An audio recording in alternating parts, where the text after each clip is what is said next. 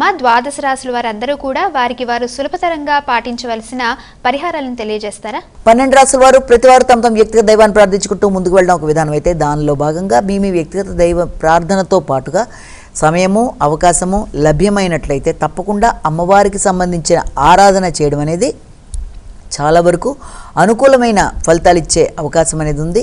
కొన్ని సందర్భాల్లో ఇంకా అవకాశం ఉన్నట్లయితే గణేశుడికి సంబంధించిన మందిరాలు దర్శించడం కూడా చాలా వరకు మంచి ఫలితాలు ఇచ్చే అవకాశం ఉంది. కనుక అవకాశం ఉన్నట్లయితే అమ్మవారి ఆరాధన, గణేష మందిరాలు దర్శించడం రెండు కూడా మీకు ఏది అనుకూలంగా ఉన్నట్లయితే అది.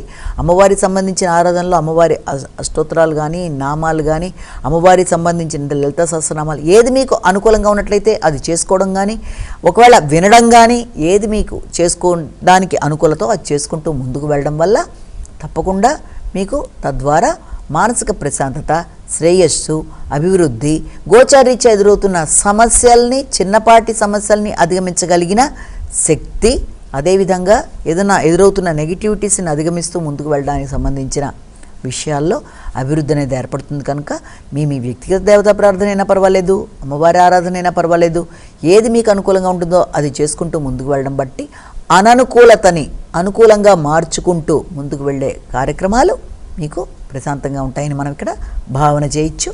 నమస్కారం.